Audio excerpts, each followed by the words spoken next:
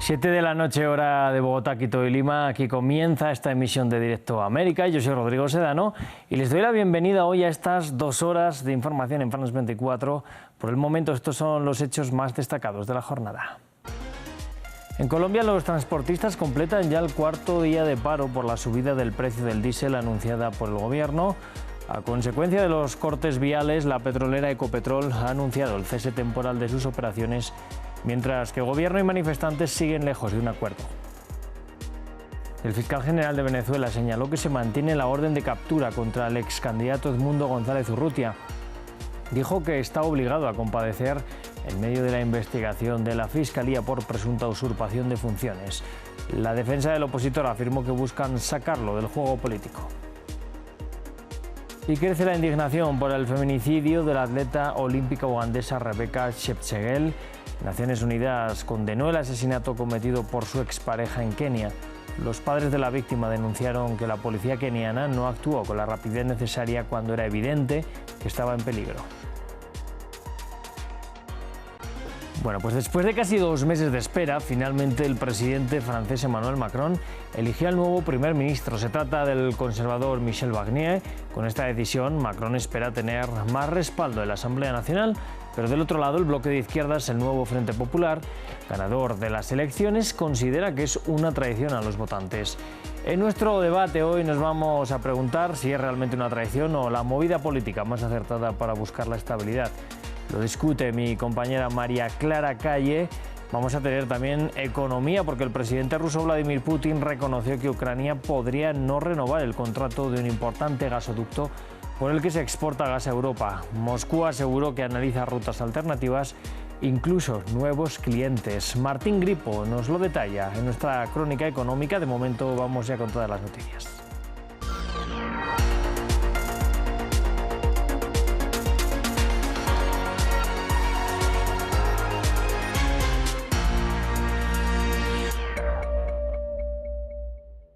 Vamos a comenzar en Colombia, que continúa inmersa en un paro de transportistas que afecta a casi todo el país debido al aumento en el precio del diésel. La petrolera Ecopetrol ha anunciado el cese temporal de sus operaciones debido a los cierres viales, mientras que el Gobierno y los manifestantes han dicho estar lejos de llegar a un acuerdo. Nos lo cuenta Andrés Treviño.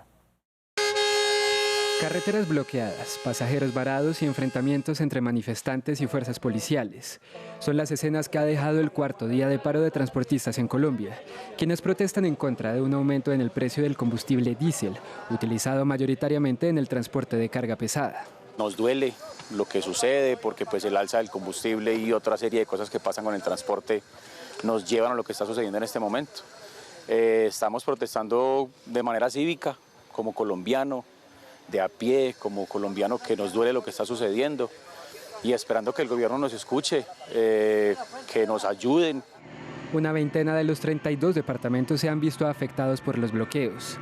En inmediaciones de la capital, Bogotá, la policía antidisturbios hizo presencia despejando algunas vías con gases lacrimógenos, tanquetas y aturdidoras. El gobierno colombiano argumenta que el incremento es necesario, ya que no había una alza desde 2020, y que existe un déficit fiscal debido a la falta de aumento de los precios, mientras que los transportistas aseguran que el incremento afecta al costo de sus operaciones. La petrolera Ecopetrol anunció que ha empezado a pagar campos de producción de petróleo y gas debido a los bloqueos de las vías, lo que podría afectar prontamente el abastecimiento de combustible para autos y aviones. La empresa se vio obligada a cerrar el campo de producción Caño Sur en Puerto Gaitán, departamento del Meta, debido a que se alcanzó la capacidad máxima de almacenamiento de crudo y ante la imposibilidad de evacuar el hidrocarburo vía terrestre como consecuencia de los bloqueos en la zona. Los diálogos entre el gobierno y los manifestantes están congelados, mientras que desde distintos sectores se pide que haya una solución pronta. Vamos a hablar ahora de Venezuela, porque el fiscal general Tarek William Saab indicó que la orden de detención del ex candidato opositor Edmundo González Urrutia está vigente y que está obligado a comparecer ante las autoridades. La defensa del ex aspirante presidencial dijo que lo que quieren es sacarlo del juego político. Para analizar el panorama vamos a conectar con José Vicente Haro. Él es el abogado de Edmundo González y en primer lugar le quiero dar la bienvenida a France 24. Sabemos que González no se presentó a las citaciones de la Fiscalía argumentando falta de garantías, pero ¿qué puede hacer, por tanto, el ex candidato ahora con esta orden de detención? Buenas noches, saludos. En efecto, mi representado, el señor Edmundo González Urrutia, no se presentó a las comparecencias que le hizo el Ministerio Público, la Fiscalía General de la República, porque no están dadas las garantías constitucionales suficientes para el resguardo de su libertad, integridad y seguridades personales. Además, los hechos por los cuales se les quiere atribuir delitos son hechos que, conforme a la ley venezolana, no revisten carácter penal. No hay un tipo penal que establezca que subir a una página web actas de escrutinio, copias de actas de escrutinio y mantenerlas allí sea delito. No hay establecido en la legislación venezolana ningún tipo penal para este tipo de situaciones que se le quieren atribuir a Edmundo González Urrutia, y además, como ha aclarado María Corina Machado, líder de la oposición, no fue Edmundo González Urrutia el encargado del resguardo, digitalización de las actas de escrutinio obtenidas por los testigos electorales. Sí. Fue más de 1 millón de testigos electorales que en una actividad cívica y ciudadana hicieron esto y crearon esta página para subirla a la internet y se puedan conocer los verdaderos resultados de las elecciones presidenciales del 28 de julio. Quería preguntarle precisamente por lo que ha dicho hoy María Corina Machado, ¿qué cambia esto en el caso de su cliente? Bueno, demuestra que, primero, que no hay razón ni fundamento para estar encausando, criminalizando, judicializando a Edmundo González Urrutia por un hecho que él, primero, no tiene vinculación, con el cual no tiene vinculación, que él no ha cometido y que en todo caso no reviste carácter penal, ni es criminalizable, no es enjuiciable desde el punto de vista penal por la justicia venezolana, ni en el caso de Edmundo González Urrutia, ni en el caso de María Corina Machado, ni en el caso de aquellos testigos de mesa que han participado en toda esta actividad ciudadana, que son más de 1 millón de personas. Claro. Bueno, el señor Urrutia ha dicho que no va a pedir asilo en ningún país, que no va a salir de Venezuela. ¿Qué futuro le espera, por tanto? Ahora mismo va a tener que mantenerse, bueno, pues en algún sitio escondido. Es correcto, él está en resguardo, en la clandestinidad, para decirlo de manera clara y directa, en protección de su libertad, su vida, su integridad física y en protección de sus seguridades personales, pero también en protección de la voluntad de la mayoría de los venezolanos que confiaron en él y que esperan que él se siga manteniendo en esta situación y siga luchando porque se respeten y se reconozcan los verdaderos resultados electorales de las elecciones presidenciales del 28 de julio. Bueno, ya por último le quería preguntar también por otras palabras de la señora María Corina Machado. Ha dicho que Washington puede hacer mucho más todavía por el señor González y por el respaldo a la oposición después de estas elecciones del 28 de julio. ¿Qué puede hacer concretamente Washington y también otros países cercanos? Hemos visto también lo que han intentado hacer hasta ahora Colombia, México y Brasil.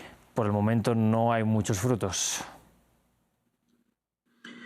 Bueno, definitivamente todo tiene que conducir a algo que Edmundo González Urrutia ha ratificado en varios comunicados que ha suscrito, varios videos que ha colgado en su cuenta X en la red social correspondiente, y es la verificación autónoma, independiente, internacional de resultados por parte de expertos electorales que de manera fehaciente puedan cotejar las actas de escrutinio emanadas por la máquina de votación de los centros electorales del 28 de julio, que aporte la oposición a través de la Plataforma Democrática Unitaria de Comando Venezuela y también el oficialismo a través del PSUV y el Gran Polo Patriótico.